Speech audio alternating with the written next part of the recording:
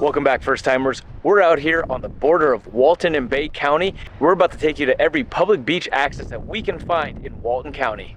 Walton County has a confusing beach access system. They've got all kinds of beach accesses. Some are privately owned, some are owned by resorts, some are regional accesses, which are going to be bigger and have all of your amenities like restrooms and picnic tables. And then they have some that are kind of off the beaten path, hard to find. So that's why we're doing this video today, so we can show you where to park and how to find some of the most beautiful beaches in the entire world. There is a large chunk of Walton County that is privately owned beaches. You can still access these beaches, but you have to stay within 20 feet of the water line. So as long as the sand is wet, you can stay there. You can walk in it, you can run in it.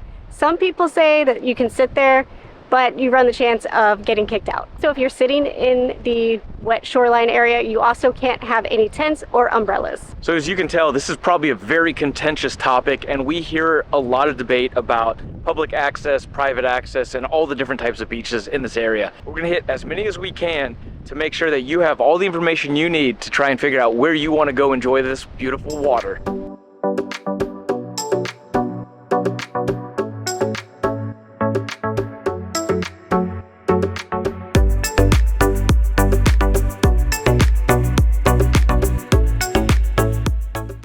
Our first stop is on the very eastern edge of Walton County. There's very limited parking over here. I would say maybe like 15 spots, but you are parking in the sand. The roads back here are super narrow, so just be mindful of that.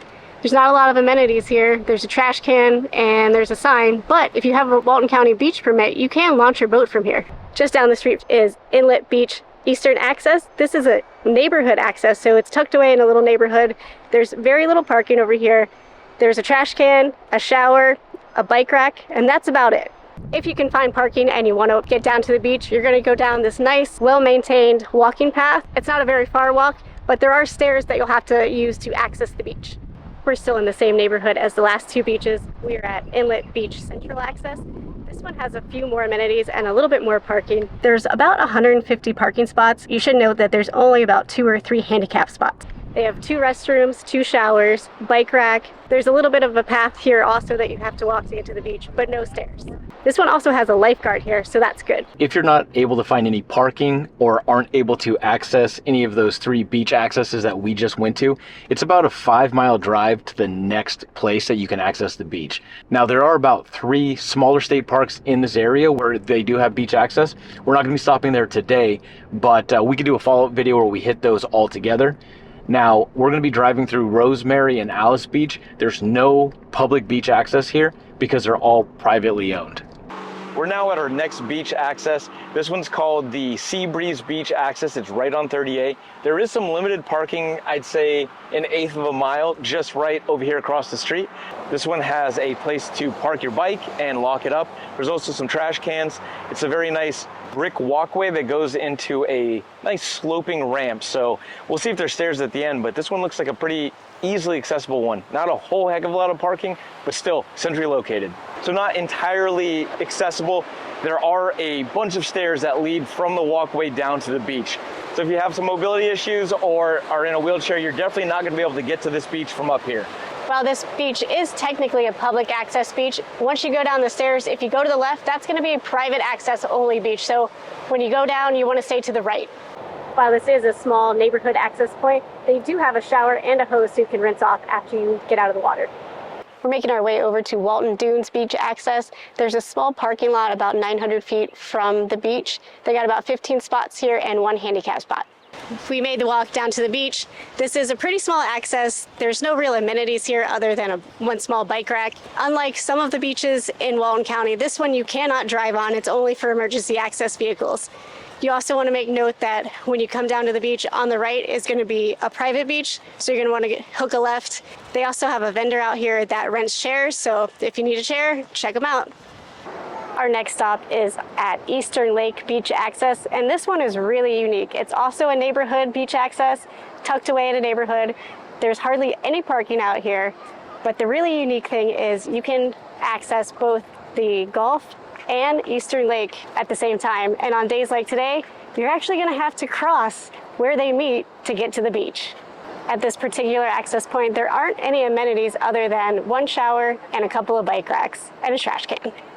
Our next stop is the Santa Clara Regional Access Point. There's plenty of parking in the parking lot, and then there's parking on the street just across from the beach. They also have a restroom here, a couple of showers with a really nice pad to stand on so you don't burn your feet. They also have a really long, windy walkway that leads down to the beach, but it is a ramp and there are no stairs. We're about to be driving through Seaside, and there is almost no place to access the beach. However, there are some little tiny beach access paths right next to the Surfing Deer restaurant. There's one there. There's no parking anywhere nearby, so if you're staying here, you can walk down there or ride your bike. But for us, there's no place for us to even park and jump out. So we're going to drive about 10 minutes through Seaside to the next location that we can visit.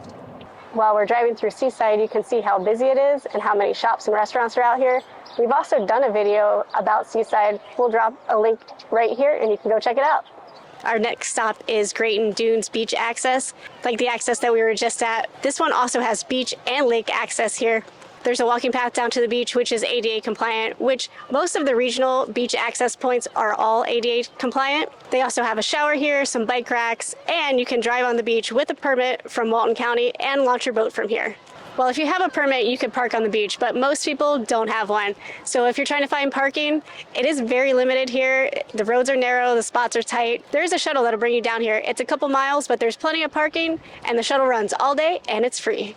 Today, while we're out filming, it is double red flag, which means the water is closed. You can access the beach, but if you go in the water, it's a $500 fine. But the best thing about this beach access is that it's right down the street from Chiringo, our favorite bar and restaurant on the Emerald Coast. Our next stop is Gulf Point Road access. It's also a tiny access. There's no parking here, and there's no amenities, not even a shower and not even a bike rack. Our next stop here is Blue Mountain Beach Access. This one's another regional access. There is a number of parking spots, probably about 20 or so, with 2 of them being handicap parking spots. There's a male and female restroom. There's also filtered water available at the water fountain. There's also 2 nice showers for rinsing off and a nice little platform at the top of the stairs. Now, there are stairs and no ramp to get to the beach, so if you have accessibility issues, this will be one that you want to pass.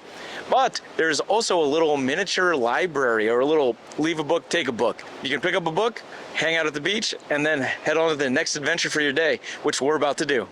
Our next stop is at Gulfview Regional Access. This one has plenty of parking spots for cars and for golf carts. They also have a restroom, a pavilion with 10 picnic tables and some grills. It's covered so you can get out of the sun for a little bit and fix some lunch. They also have 2 showers. There's a small walkway that leads down to the beach, and it does have stairs, so be aware of that. And there's also a lifeguard on duty. Made our way over to Shellseeker Beach Access. This online says that it's a neighborhood access, which it is. It's also one of the most hidden locations in South Walton County that you can access the beach from. The signage is a little bit confusing. Some of it says that it's private, some of it says that it's public. I didn't see any signs down at the beach itself that say it's private, so I'm gonna go ahead and say it's public. There is a little bit of a path that you have to walk to get to the beach, and there are stairs down to the beach. There is 0 parking back here. Do not drive a car. You're in someone's driveway, basically. So definitely gonna have to walk back here. But it's a beautiful beach. Just down the street from the Shellseeker access, you have Ed Walline Regional Beach Access. This one has plenty of parking, bathrooms, a pavilion with a bunch of picnic tables, plenty of bike parking. It's got an elevated overlook over the beach. It has both stairs and a ramp down to the beach, so if you have mobility issues, no need to worry about accessing the beach here. They also have a lifeguard, showers, place to fill up your water, everything you need. If the Ed Walline Regional Access is too busy for you and you can't find parking, come on down the road about a half a mile to the Lake Causeway Beach Access. This is a little neighborhood access. There's some stairs and a walkway that lead down to the beach. There's some signs right at the bottom of the stairs that do say part of the beach is private, so just be careful where you sit. They don't have many amenities here, no restroom, but they do have plenty of parking spots, showers, and a bike rack. We're now at Fort Panic Regional Access. Like all the other regional accesses, this one is ADA compliant, so there is a ramp that goes down to the water. They also have a bathroom here and showers, a couple bike racks, and plenty of parking. And you can also get married out here. If Fort Panic is too busy for you, or you're just scared because it's named Fort Panic, come down the road about a mile to Dune Allen Regional Access Point. It's also ADA compliant. They have both a ramp and stairs that go down to the beach. They've got bathrooms, plenty of parking, a shower, and a lifeguard on duty. Haven't seen you guys in a while. A lot of these places we've been to really didn't have a lot of good parking or no parking, so Terry had to hoof it. But we finally are at a place where there is parking, and we are at Scenic Gulf Drive Regional Access, and this one is right in Miramar Beach. This is the perfect one to end on. We're right at the border of Okaloosa County and Walton County. This one has a gazebo that leads the stairs right down to the beach. If you can't do stairs, there's also a ramp that leads right from the restroom on the other side. There's quite a bit of parking here, and there are some handicap spots as well. But this one has a long, expansive beach. There's also a lifeguard for those who might not be strong swimmers or get caught in a riptide out here. I think we both had hoped to lay out at the beach at some point today, and I was hoping to get in the water. Both of those things are not happening today. This wind is crazy. The water is crazy. It's double red flag all day today. And we sure hit a whole heck of a lot of beaches to show you there are some options here in Walton County. We heard a lot of grumbling from people who said that there was just no beach access in Walton County, but I think we disproved that myth because we sure found a whole heck of a lot of beach access. Now, some of them, there is no parking or very limited parking, but then some of the bigger regional access points like this one does have parking and has easy accessibility to the water. As I mentioned, we are right on the border of Walton County and Okaloosa County. And we did a previous video where we checked out all of the public access beaches in Destin. And that video ended just a short drive west of here. So if you want to see all the great public access beaches in Destin, check out this video right here. But thanks again for following along in this episode, and join us next time when we try something else new for the first time. Don't forget to like, comment, and subscribe. First timers. High five.